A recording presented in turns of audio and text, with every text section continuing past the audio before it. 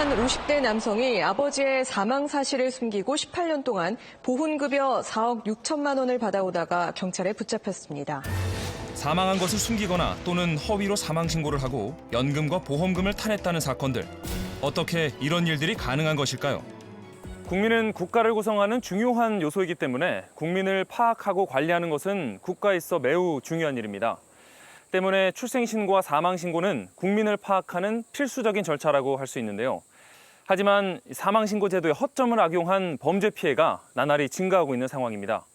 그래서 오늘은 현 사망신고 제도에 대해서 알아보고 여러 가지 문제점들을 해결하기 위한 사망신고 제도 개선 방안 관련 입법 제안에 대해 살펴보도록 하겠습니다. 현재 대한민국 사망신고 제도에는 어떤 문제점이 있는지, 그리고 어떤 개선 방안이 필요한지 지금부터 알아보겠습니다. 2019년 입법 제안 및 정책 제안 대회에서 최우수상을 받은 사망신고 제도의 개선 방안. 입법을 제안한 이들은 현재 대학에 재학 중인 김진영, 김민주, 차윤정 학생인데요. 그중 김진영 학생을 만났습니다. 사회 문제 여러 가지가 있는데 네. 그중에서 이 사망신고제도 개선 방안을 주제로 꼽으셨잖아요. 네. 그 꼽으신 이유가 있으실까요? 일단은 가장 중점적인 거는 국민에게 너무 많이 의존한다는 거예요. 오히려 망인의 가족들이 망인을 이제 신고하기 위해서 동사무소에 가야 되고 신체적으로나 아니면 정신적으로 회복되지 않는 상황에서 고인을 보내야 한다는 게 굉장한 책임감과 무거움이 있다고 생각을 하거든요. 그리고 그러한 부분에 있어서 만약 가족들이 이민을 가서 멀리 있거나 아니면 너무 지방에 있어서 멀리 있어서 힘들 때는 그게 또 한 달 이내에 지나가 버리면 벌금을 내야 되는 상황이 있더라고요. 그리고 저희가 두 번째로 생각했던 거는 정확한 추정을 알 수 없다는 거예요. 사망한 추정을 정확하게 알고 있어야 되는데 그 병원 이유나 아니면 다른 데에서 돌아가셨을 때는 사망 시각을 정확히 알 수 없다 보니까 그 사망하고 난 뒤 한 달이라는 개념이 완전치가 않은 거예요. 그런 개념에 있어서 저희가 좀 올바르게 잡고자 저희는 그 두 가지 문제점을 중점적으로 해결하고자 했어요. 네. 실제로 복지급여기관들은 가족의 사망을 숨긴 채 유령연금을 받으려는 사람들 때문에 비상이 걸렸다고 하는데요. 2012년부터 2016년까지 5년간 국민연금 부정수급 건수는 8만 건 이상, 금액은 무려 426억 원. 2013년부터 2015년까지 복지급여 부정수급액은 약 800억 원에 달합니다. 문제는 이뿐만이 아닙니다. 멀쩡히 살아있는데 사망신고가 되어 피해를 봤다는 한 남성의 사건이 세상에 알려지며 큰 충격을 주었는데요.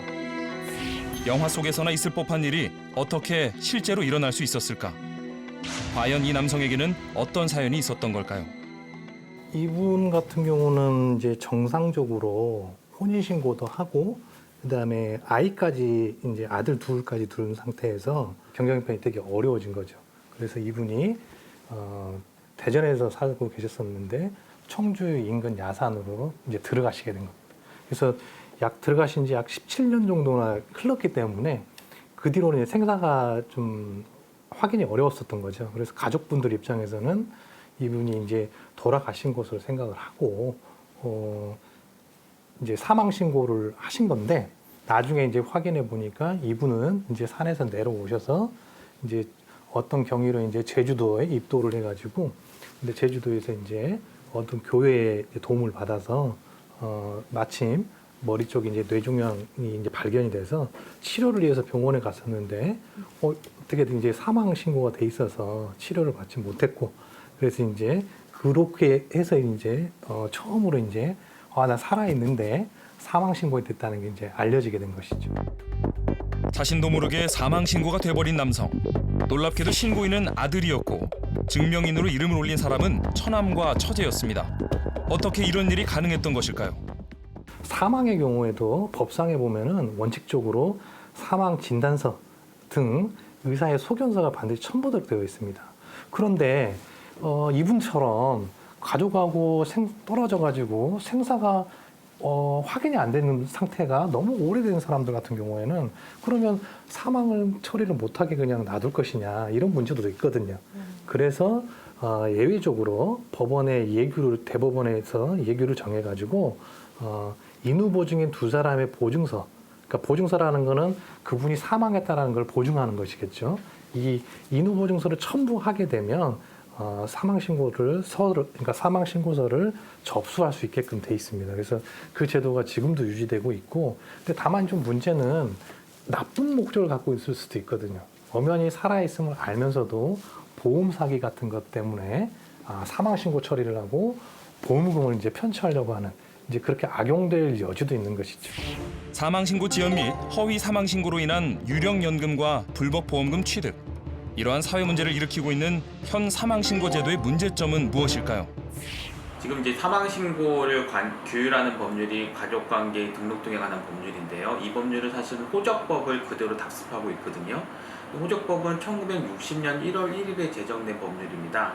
그때 1960년 1월 1일의 규정을 보더라도 현재 사망신고 규정은 매우 흡사해요. 그러니까 동거하는 친족 등이 사망신고를 하도록 되어 있고요. 그런 점에서 본다면 지금 뭐 이름만 바뀌었을 뿐이지 지금 현재 사망신고를 규정하고 있는 규정은 1960년 1월 1일에 제정된 법률이다라고 해도 과언이 아닙니다. 어떻게 보면은 이제 현재 사회 상태가 아주 낡은 옷을 입고 있다. 그러다 보니까 이제 옷이 찢어지는 형태처럼 그 미비점이 더 두각이 나타나고 있다.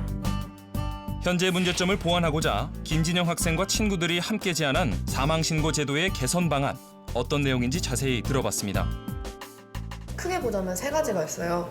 저희가 제안한 내용은 하나는 의료기관 등이 업무를 처리하는 과정에 있어서 사망 관련 진단이 있으면 그 진단을 미리 먼저 관처에 보내는 그런 제도예요. 만약 유가족들이 이제 동사무소라든지 관처에 와서 신고를 하게 되면 가져온 자료와 지금 이 자료를 확인해가지고 매치시켜서 이제 사망 신고를 간소화시키는 저희 제도입니다. 네. 그리고 두 번째 같은 경우에는 사망 여부 직권조사 제도 도입. 1개월 이내에 사망 신고가 접수되지 않았을 때 공무원들이나 아니면 저희 이런 관리자 하시는 분들이 미리 찾아가셔서 이런 직권조사를 통해서 이분이 돌아가셨는지 안 돌아가셨는지 아니면 왜 신고를 안 했는지 네. 이런 부분에 대해서 확인하는 게 저희의 두 번째 제도의 도입입니다. 네. 그리고 세 번째 같은 경우에는 공무원의 사망 의심 사실 보고 제도 도입이에요. 아무리 그런 직권조사를 통하고 하더라도 독거노인이라든지 한가족 부모, 한부모 등 이런 부모들 같은 경우에는 돌아가시게 되시면 모르는 경우가 대부분이 많아요. 네. 독거노인 중에서는 고독사도 되게 많으시고 그런 부분에서는 사회복지사라든지 아니면 그 부분을 담당하시는 관리자분들이 만약 이분이 갑자기 연락이 몇 달 동안 안 된다. 아니면 이분이 맨날 연금을 타서 이렇게 사용하는 게 확인됐는데 지금은 연금을 받아가셔도 아무런 전화도 없으시고 만약 사회복지사분이 찾아가셔도 문이 잠겨져 있다. 이런 시에는 이제 그분들이 이제 전화를 하셔서 관처에서 조사가 나와서 이런 사망을 하셨는지 아니면 사망이 아니라 다른 곳으로 가셨는지 이런 걸 확인해서 사망 신고를 해드리는 그런 제도를 저희는 생각하였습니다. 일단은 사망신고의 문제점을 이제 부각시켰고 알고 있었다는 점에서 굉장히 칭찬을 해주고 싶습니다. 나가서 그 의료기관에게 좀 일정한 보고 의무를 준다는 점도 굉장히 손쉽게 할 수 있고 효과적인 방법이라고 생각됩니다. 살아있는 사람과 죽은 사람, 냉혹하게도 때로는 이 서류 한 장이 이 삶과 죽음을 가르곤 하는데요. 때문에 사망신고는 매우 중요한 절차라고 할 수 있겠습니다. 국가가 현존하는 국민을 정확하게 파악하고 복지 재정의 누수를 막을 수 있도록 현 사망신고 제도의 문제점들을 개선할 수 있는 방안이 하루속히 마련되기를 기대해 봅니다. 누군가 세상을 떠나면 남은 자가 반드시 거쳐야 하는 사망신고. 국가와 국민을 위해 정확하고 올바른 사망신고가 이루어지도록 우리가 모두 관심을 기울일 때입니다.